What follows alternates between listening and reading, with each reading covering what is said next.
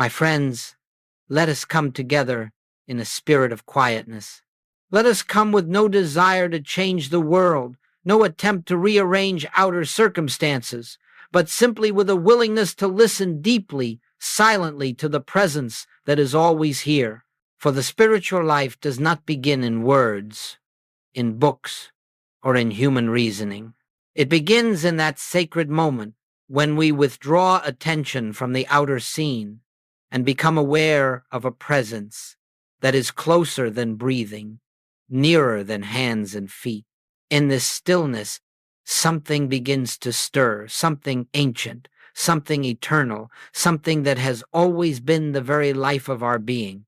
It is from this place that all true spiritual demonstration flows. You see, we have been trained by the world to believe that results are achieved through effort, through strong will, through emotional intensity, through striving and pleading and struggling. But in the spiritual life, nothing of this sort is required. In fact, the more strenuous the effort, the further we are from the realization of truth. For spiritual demonstration is not the effect of human power, it is the expression of divine presence realized. All harmony, all healing, all peace, all supply, all protection, these do not come from the outside, nor do they respond to the push and pull of human desire. They unfold from within, like a flower opening in the morning light, not because it is forced, but because it is in the nature of life to reveal its own beauty. So let us understand this first principle. God is the only presence, the only power, the only law, and the only reality. And where God is recognized, harmony must appear not as a miracle in the human sense, not as the violation of natural law, but as the fulfillment of spiritual law. When Jesus healed, when he fed the multitude, when he stilled the waters, he did not perform these acts as a man gifted with supernatural abilities. He did not call upon powers unknown to others. He simply rested in the realization of one presence, one power, one life. And in that realization, discord could not maintain its claim. There is no struggle in the presence of one. There is no conflict where only God is. There is no disease where spirit alone is the life of being. What the world calls miracle is merely the human mind witnessing the natural activity of divine law. This activity is universal, it is impartial, it is ever present, it is not dependent upon your worthiness, nor does it require the approval of any person, creed, or institution. It flows wherever it is recognized, just as the sun pours its light through any window that is opened. This is why our work, from the very first moment of spiritual practice, is not to acquire anything from God, not health, not supply, not guidance, not protection. The moment we attempt to get something, we have placed ourselves outside the realization of the infinite. You cannot add God to your life. You cannot bring God into a situation. You cannot call God into a need. God already is. Our task is simply to recognize what is already present, to rest in it, to become quiet enough to feel its activity within the sanctuary of our own being. And as we do, something remarkable happens, not by human design, but by the nature of divine completeness. Outer conditions begin to reshape themselves in accordance with the inner realization, not because we asked, but because we understood. So, in this first moment of our time together, let us lay down all the burdens we have carried, every attempt to fix, to change, to improve. Let us release the belief that something is missing, that something must be achieved, that something must be obtained from outside ourselves. None of this is required. Let us rest in the assurance that spiritual demonstration is the natural expression of the presence that lives itself as us. And as we proceed, let us do so with a quiet confidence that where the realization of God is, harmony must be, that where the consciousness of one is, fear dissolves, that where the presence is acknowledged, its activity becomes visible. This is the beginning of our journey into the secret law behind every so-called miracle, a law that is not hidden from us, but revealed in every moment of silence, every moment of inner listening, every moment in which we become still enough to feel the movement of spirit. And now we continue, with hearts open and minds quiet, into the next unfoldment of this truth. Let us continue now, quietly, gently, with the same stillness that began our meditation. For spiritual truth cannot be grasped through a racing mind or an anxious heart. It must be approached as one approaches a holy presence, softly, reverently, as though stepping into sacred ground. In this portion of our work, we turn to one of the great foundations of spiritual living, the principle that God is the only cause. Now, this is not a statement to be accepted intellectually or repeated as a formula. It is a revelation that must dawn within the depth of consciousness. For when the truth of it is realized, even for a moment, the entire structure of fear begins to dissolve. You see, the human mind is conditioned from birth to believe in many powers, many forces, many causes at work in our lives, health and disease, abundance and lack, good fortune and misfortune, heredity, climate, chance, the will of others, the forces of nature, even the passage of time. But none of these, absolutely none of these, has any spiritual power. There is only one cause, and that cause is God. When you let this principle sink deeply into your awareness, not as an idea, but as an inner realization, you begin to experience a freedom that the world cannot give. You begin to see that nothing external can enter your life to enrich it, and nothing external can diminish it. For there is no external, there is only God, expressed as individual being. Goldsmith would often put it this way: all that God is, you are. All that God has is yours, not by attainment, but by inheritance. The activity of God as your consciousness is the only law operating in your experience. Let this be clear. God does not stand outside your life, governing it from afar. God is not a being who sends blessings or withholds them. God is not the cause of good events, while something else is the cause of adversity. God is not one of many powers. God is the one power.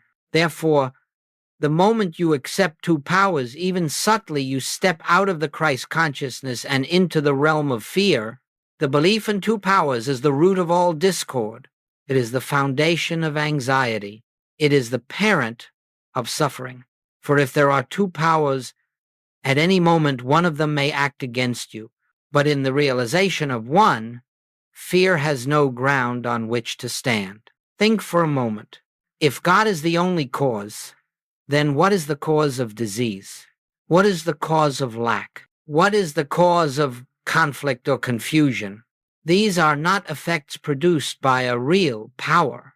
They arise from a belief, a mental image accepted as reality by the human mind.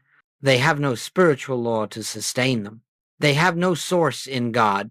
They have no permanence, no authority, no substance. They are shadows, nothing more. To attempt to fight them, resist them, or correct them is to grant them a reality they do not possess. This is why Jesus never struggled with conditions. He never treated disease as a substance, lack as a force, or fear as an entity. He simply recognized the truth that God alone is cause, and everything unlike God has no actual existence in the realm of spirit. And so, harmony appeared not because he made it happen, but because his consciousness allowed nothing else. Now, this principle does not deny that human beings may experience pain, suffering, or lack. It does not require you to pretend that your difficulties don't exist. What it does ask is this: do not look to the problem for its cause. Do not try to correct the effect. Do not attempt to manipulate conditions. Turn instead to the source. Turn within. For God is the only cause, and therefore God is the cause of all true being, all harmony, all completeness, all joy. When we rest in this recognition, when we withdraw attention from secondary causes and behold one, the appearance begins to shift, not by our effort, but by the law of our being. Think of a lamp surrounded by shadows. You need not chase the shadows, nor do you need to fight them. Simply light the lamp. The shadows dissolve of their own accord, for they were never something in themselves. So it is with the appearances of discord. They vanish in the presence of realized truth. And so, as we begin the deeper portion of this spiritual journey, let us carry this principle in our hearts. There is one cause, one presence, one power, one life, and that one is God, forever expressing itself in and as the individual. Nothing external can add to that. Nothing external can subtract from it. Your life is governed not by persons, conditions, or circumstances, but by the infinite that formed you of its own substance. As we continue into the next section of our unfolding, we will see how Jesus lived this truth, how he worked with it, and how this same consciousness becomes the foundation of all spiritual demonstration. Let us now turn our attention to the Master Jesus, whose life was the purest demonstration of the truth we have been contemplating. For Jesus did not come merely to perform wonders, nor to establish doctrines, nor to create a new religion. He came to reveal the nature of God as the very essence of individual being, and to show how this realization operates as harmony, healing, and freedom. When Jesus walked the earth, he did so with a singular consciousness. There is but one presence, one power, one life, and that life is the Father within me. He lived in the uninterrupted awareness of God as the only cause, and in that awareness, nothing unlike God could maintain itself. Observe carefully how he approached every situation, always from the standpoint of one. When confronted with disease, he never fought it. When he stood before lack, he never sought supply. When fear surrounded him, he never resisted it. When faced with danger, he never attempted to protect himself. Instead, he lifted his consciousness above the appearance and rested wholly in the truth. The Father within me doeth the works. This is a key principle in spiritual living.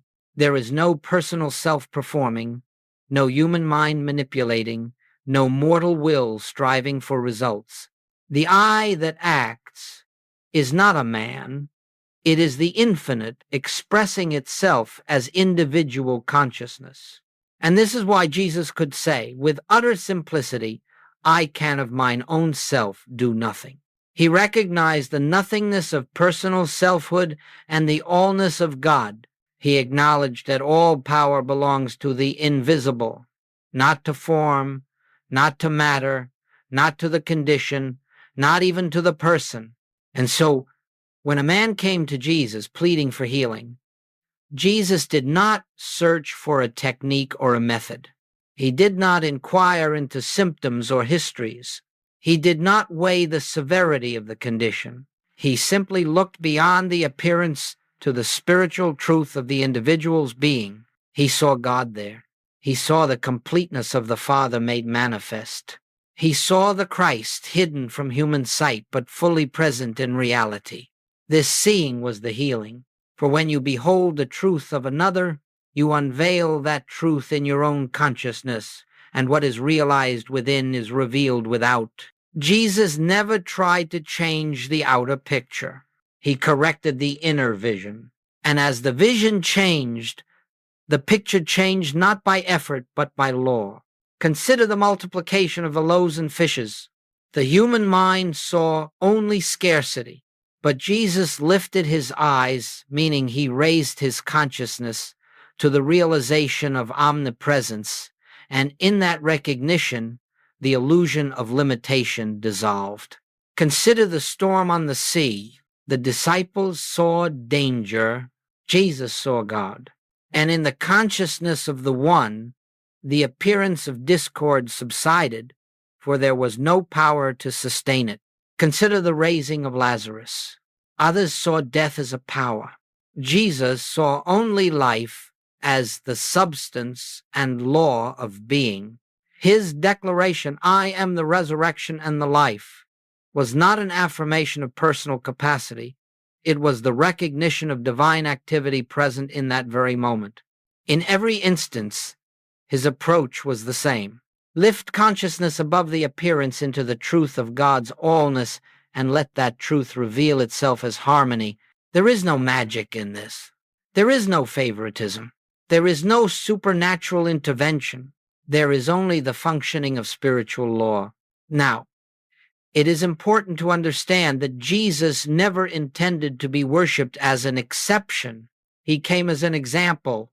He came to show that what he did, we also may do, not through personal power, but through the same realization of the one. "The Father within me doeth the works" is not a statement about Jesus alone. It is the spiritual truth of every individual.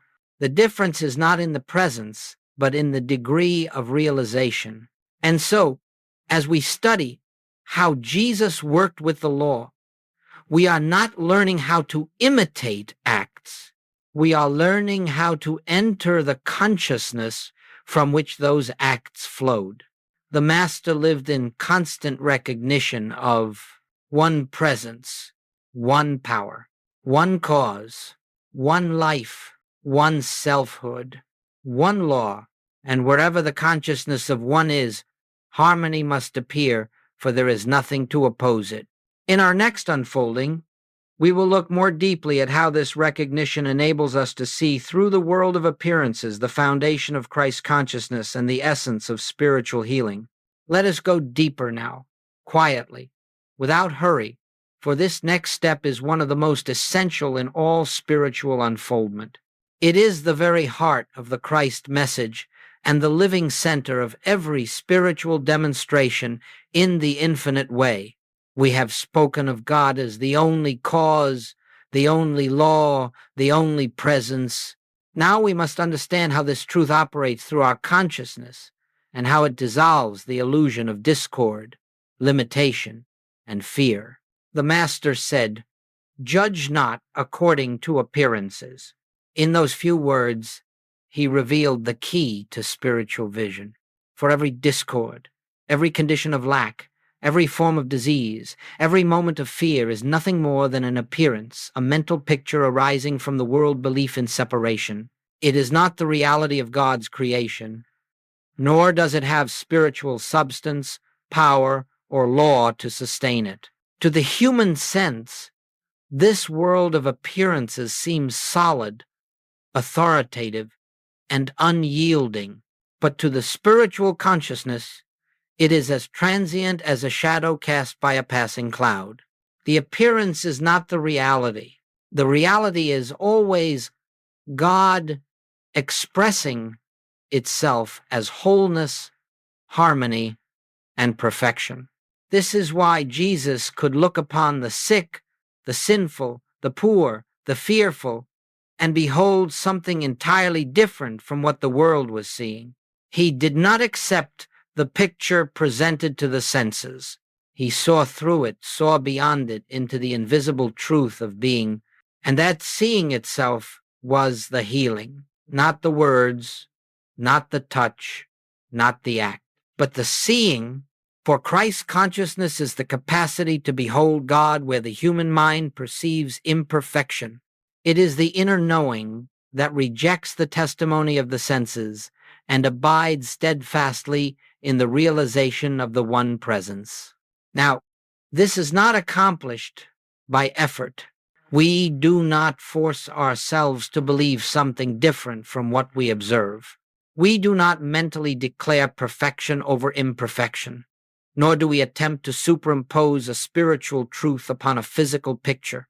Such practices merely engage the human mind, and the human mind cannot perceive spirit. Seeing through appearance is an act of grace, an inner shift of vision, a quiet recognition of the invisible. It is a spiritual discernment that comes when the mind grows still enough to let the presence reveal itself. You see, when you look at a person or a condition with the human sense of sight, you behold only form, flesh, behavior, circumstances, symptoms.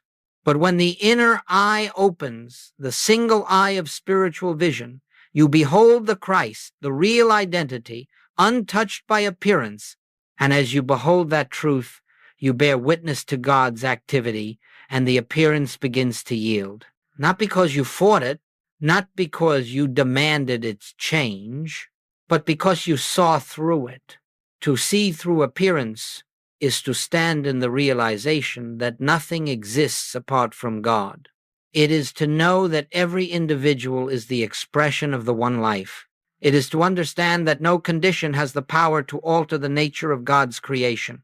In this state of consciousness, harmony is not created, it is revealed.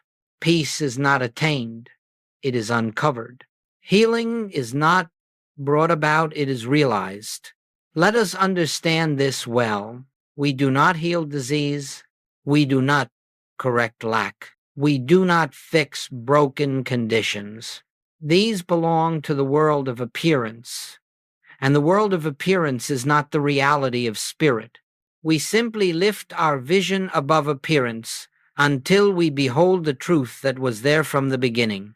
And it is this inner beholding that dissolves the illusion, just as the rising sun dissolves the darkness without ever battling it.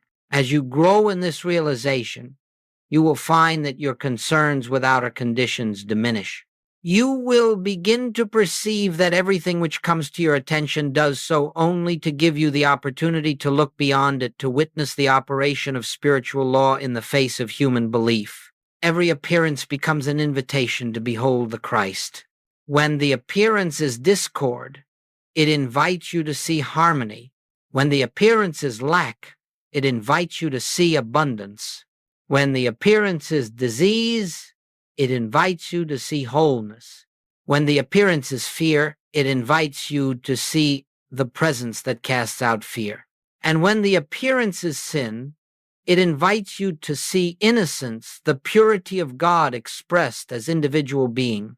The miracle occurs not when outward conditions change, but when we are no longer hypnotized by appearance, when we behold the invisible reality that was always present. This is the essence of Christ consciousness. This is the secret behind spiritual demonstration. This is the foundation upon which Jesus built his entire ministry. And in our next unfolding, we will explore how to enter the inner stillness from which this vision becomes possible, how to quiet the mind, open the heart, and let the presence reveal itself without effort. Let us move gently now into the heart of our practice, the sacred work of entering inner stillness. For all the principles we have spoken of thus far, one presence, one power, the unreality of appearance, the Christ vision, are known only in silence. They are not apprehended through thinking, nor through study, nor through argument. They are revealed in quietness. You will notice that every great spiritual teacher, every prophet, every mystic, every enlightened soul has spoken of the necessity of silence, not the silence that is merely the absence of sound, but the silence that is the absence of mental activity, the stillness in which the ego loses its voice and the spirit gains its hearing. This silence is not something you create. It is something you sink into. It is already here, beneath the noise of thought, beneath the turbulence of emotion, beneath the agitation of the human mind. It is your natural state, your spiritual home, the abiding place of the presence.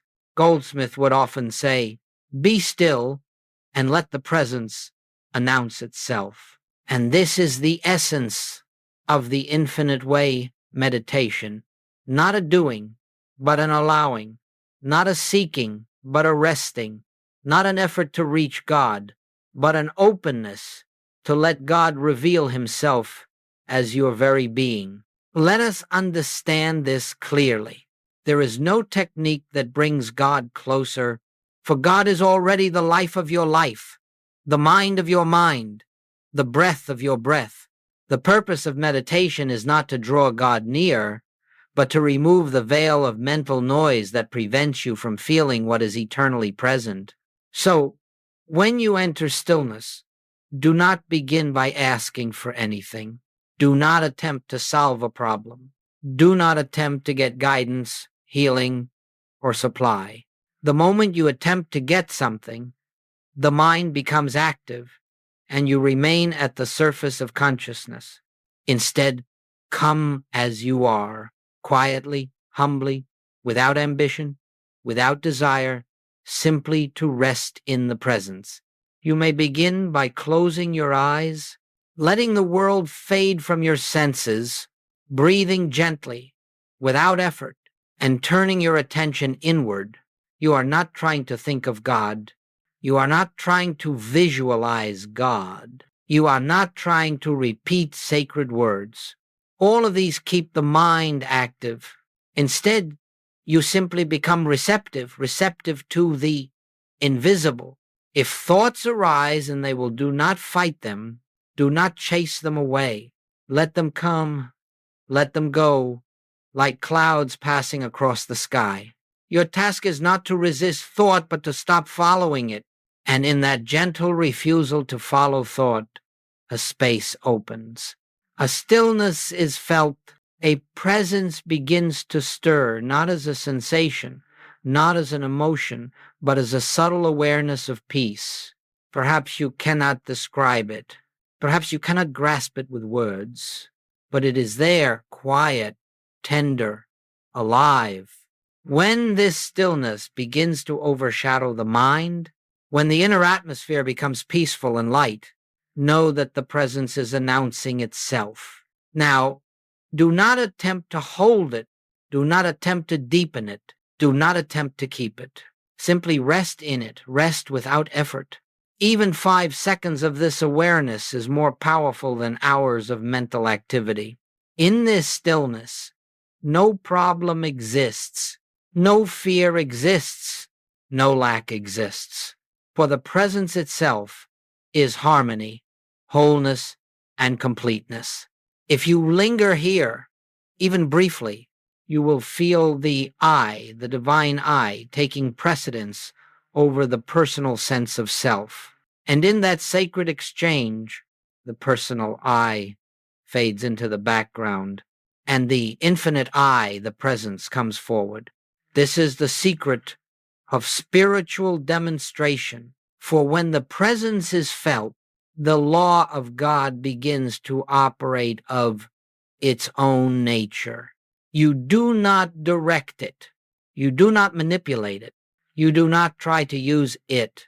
You simply allow it. The mind becomes still, the heart opens, and the invisible begins to shape the visible without any prompting on your part.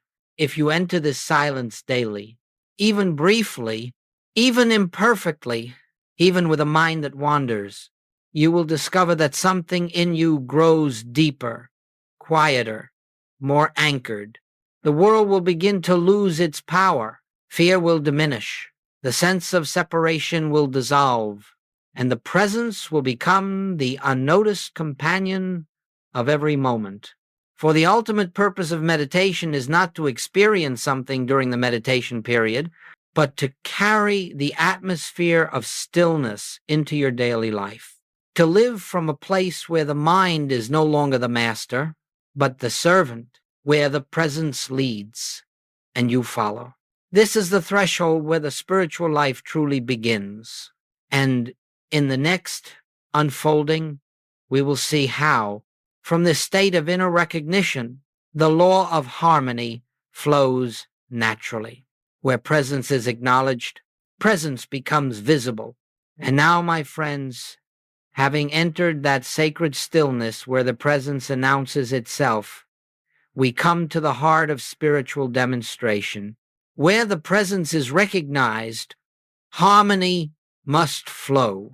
This is not a poetic statement.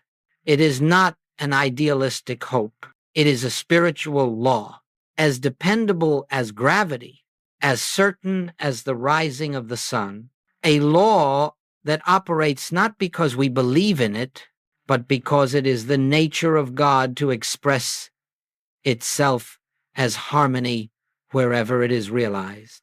You see, the presence is always here. It fills all space. It animates all life.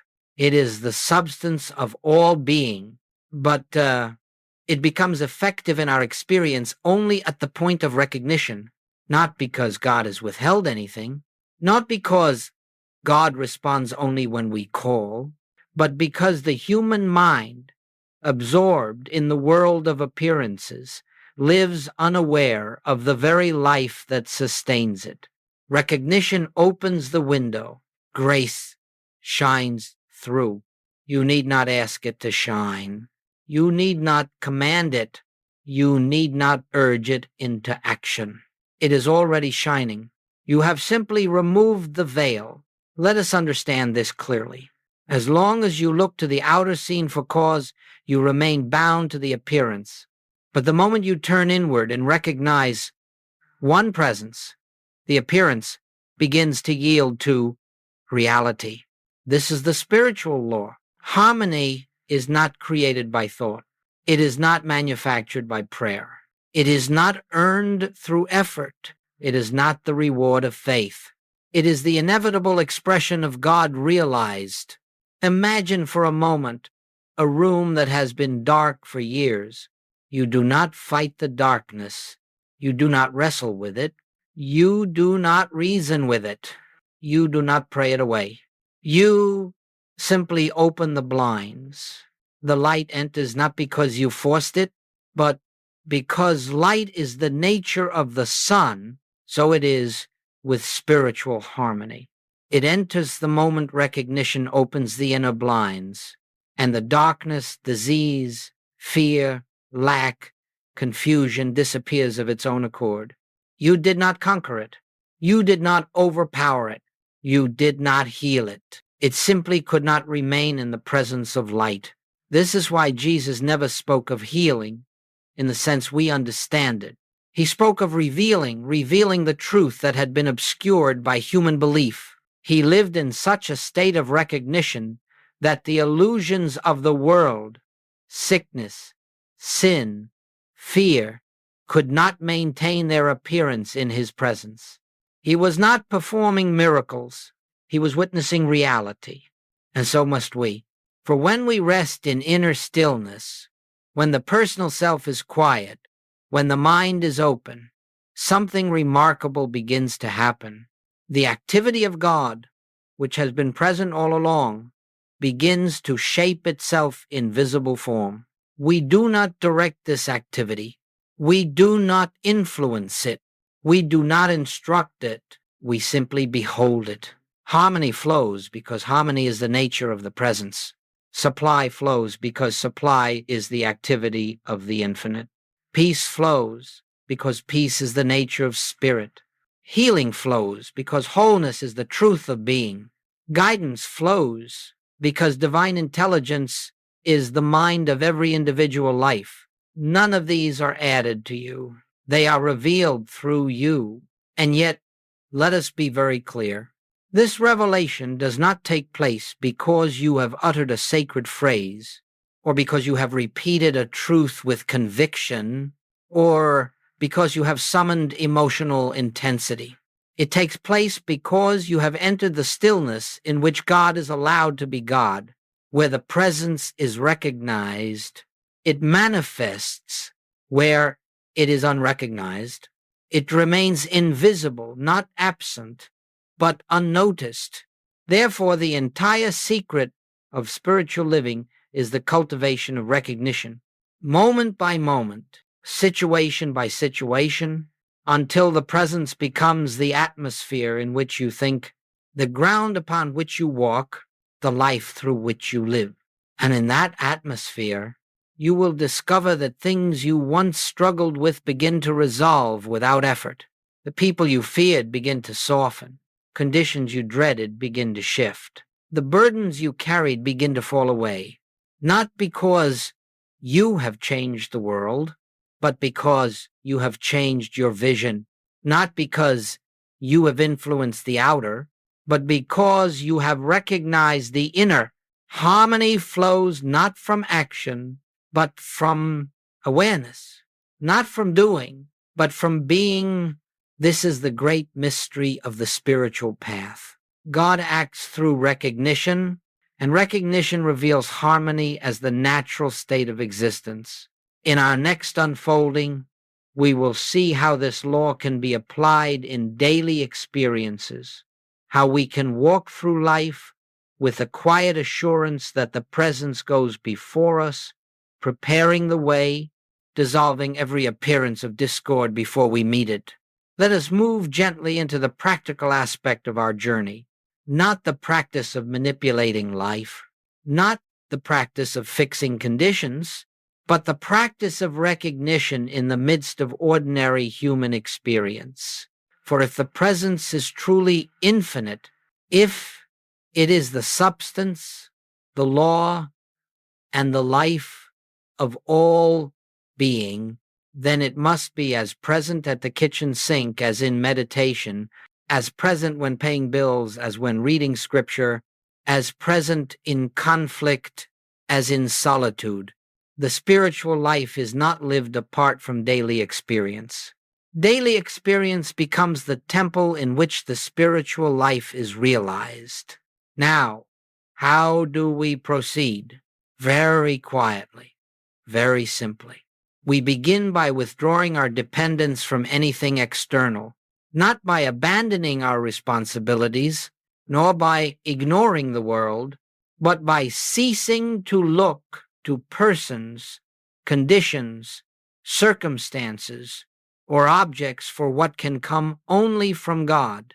The moment we expect something from the outer, security, love, supply, peace, we have stepped away from the infinite and placed our trust in the finite. And so the first step is the recognition there is no external source of good.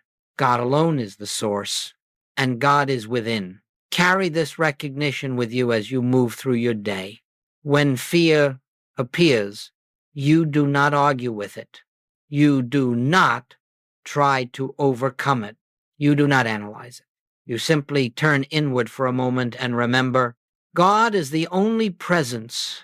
Fear has no power because there is no power apart from God. And then you grow still, resting in that presence until the sense of fear begins to dissolve. It dissolves not because you conquered it, but because it has no law to sustain it. When lack or financial worry appears, do not try to think your way out. Do not rehearse possible solutions. Do not panic. Pause, turn within, become aware of the invisible. God is the substance of all form. There is no reality in lack, only the appearance.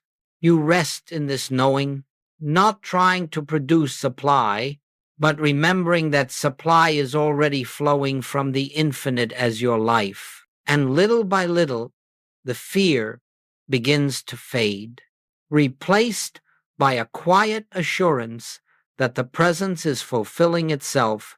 Then often, without your intervention, opportunities open, needs are met, the way becomes clear. Not because you planned, but because you recognized. When you encounter difficult people, You do not attempt to change them. You do not resist, argue, or correct. Instead, remember, the Christ is the true identity of every individual. I will behold the Christ here, even if the human appearance suggests otherwise. And as you rest in that vision, the atmosphere shifts, perhaps not instantly, but inevitably, for no illusion can withstand the gaze of spiritual recognition. Often the outer relationship softens, or resolves, or simply ceases to trouble you.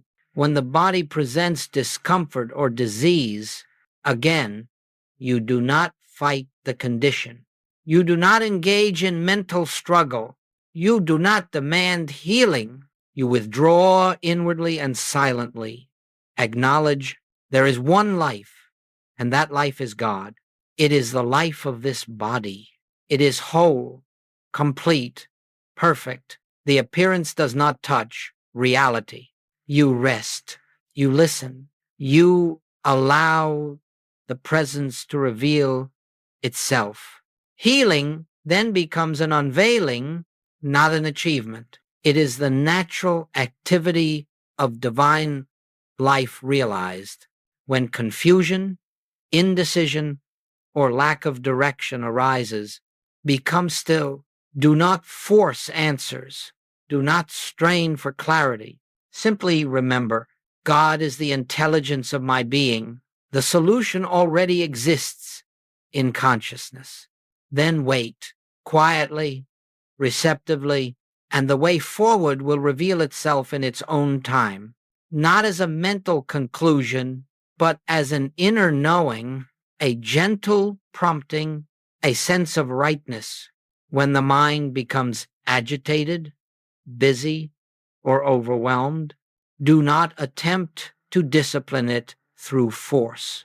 Simply step back inwardly and remember, I of myself do nothing. The presence within is the activity of my mind. In that instant, even a moment of silence, the agitation begins to lose its hold, for the presence does not remove problems. It removes the false sense of self that believes it must solve them, the secret of daily practice. Little by little, you will discover that every circumstance of life becomes an invitation to turn inward, not to escape the world, but to see the world through spiritual vision. Every appearance becomes an opportunity to witness the law at work. Fear invites recognition of love. Lack invites recognition of substance. Discord invites recognition of peace. Illusion invites recognition of reality.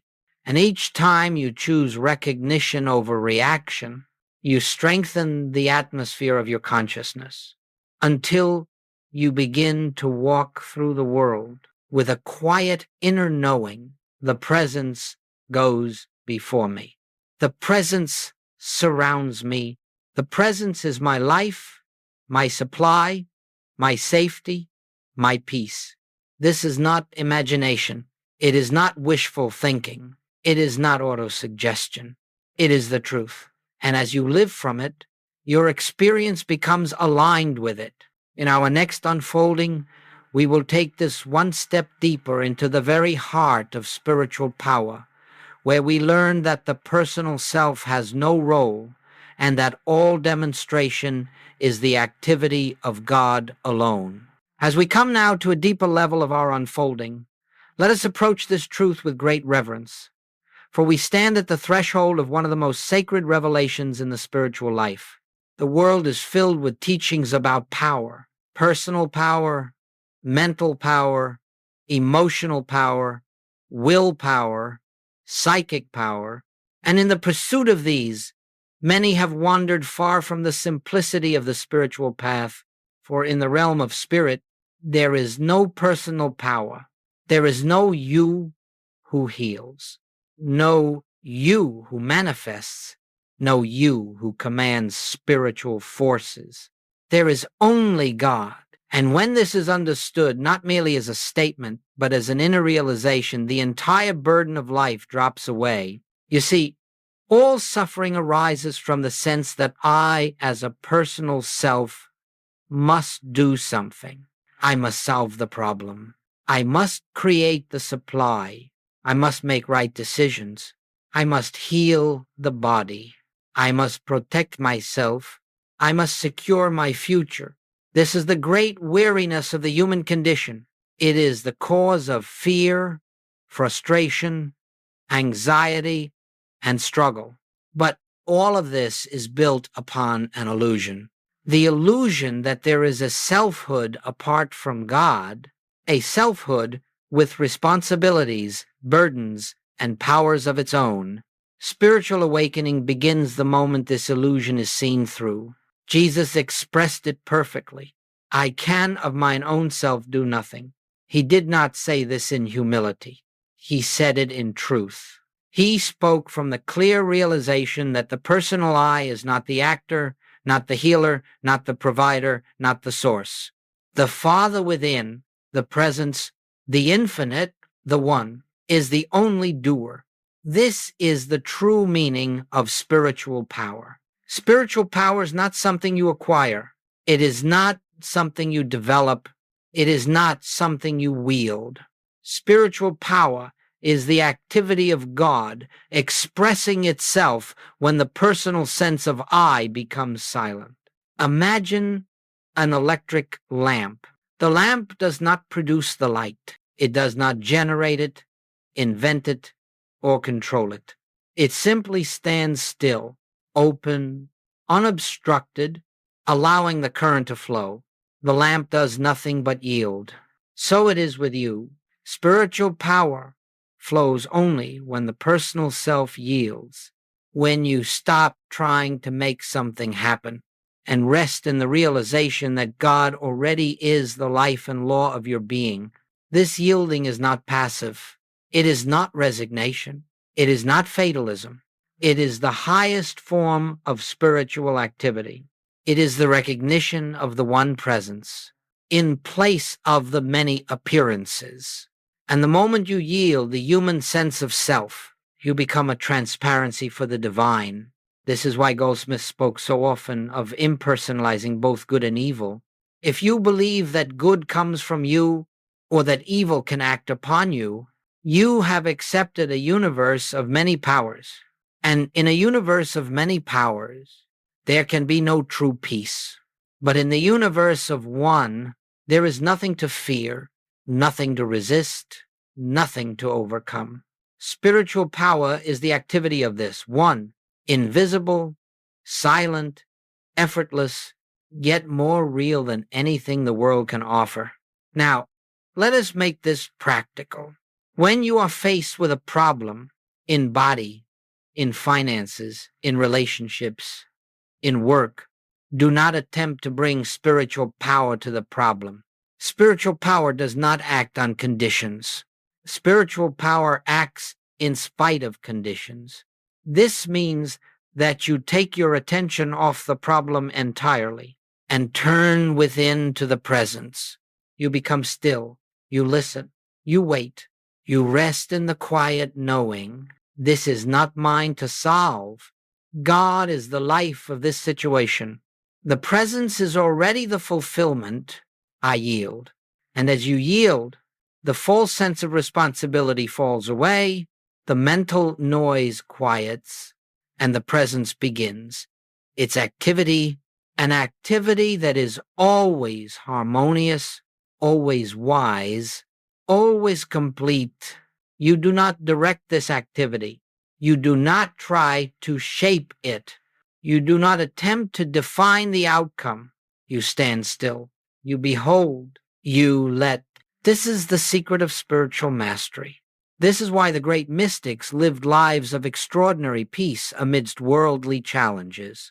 They knew that God is the only power and that the personal self has no role but to yield. This is the true meaning of Christ consciousness.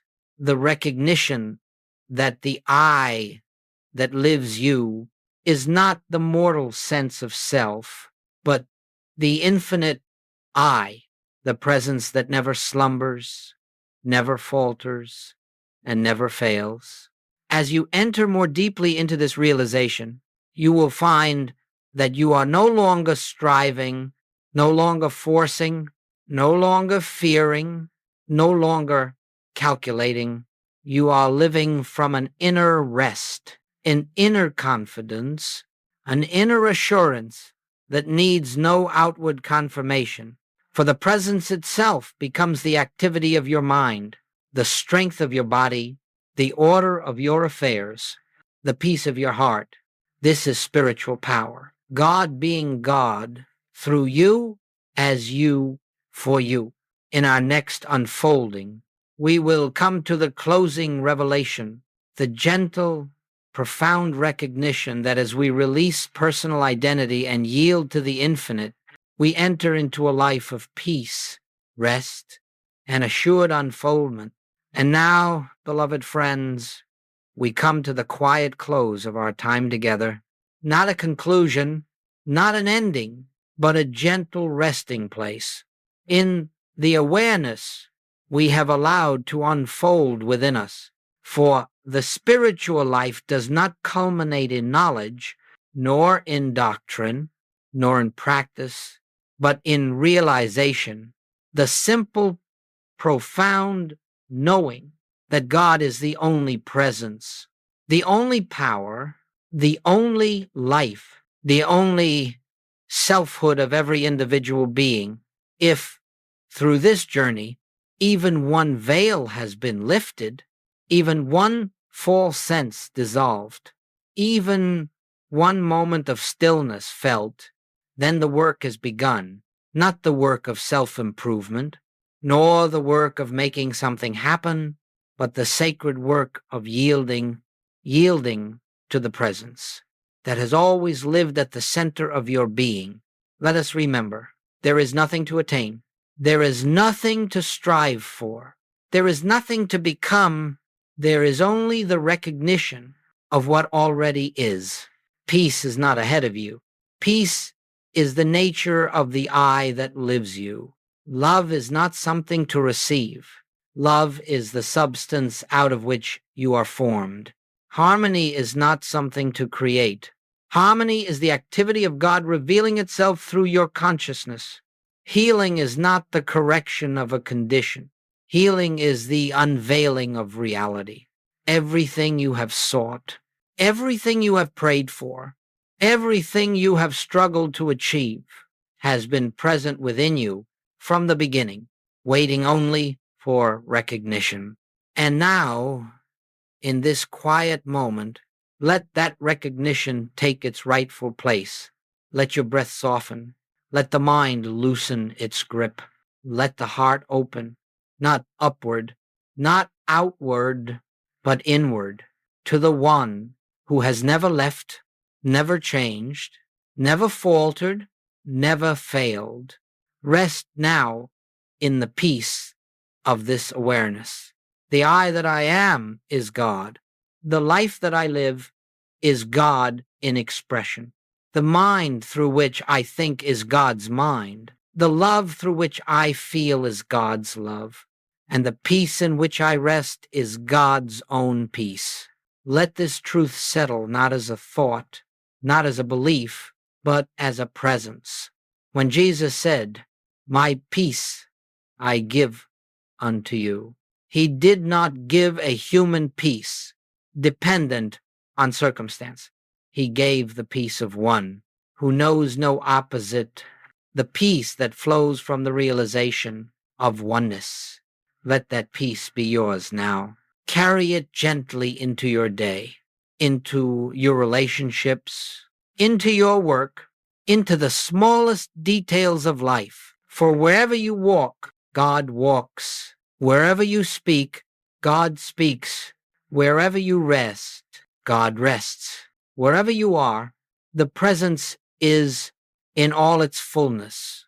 And as you move forward, I remember it is not you who lives the spiritual life. It is the presence living itself. As you surrender to that, trust that, rest in that. For in that surrender, all fear dissolves, all striving melts, all searching ends, And what remains is peace, the peace that passes understanding, the peace that needs no reason, the peace that simply is. Thank you, beloved friend, for walking this path with me, for opening your consciousness to truth, and for allowing the light within you to be recognized. You are never alone. You are never separate. You are never without guidance. The presence goes before you, walks beside you, lives within you, and expresses as you, now and forever. Rest in this peace. Live in this peace. Be this peace. This is the end of the outline, but it is the beginning of a life lived in realization.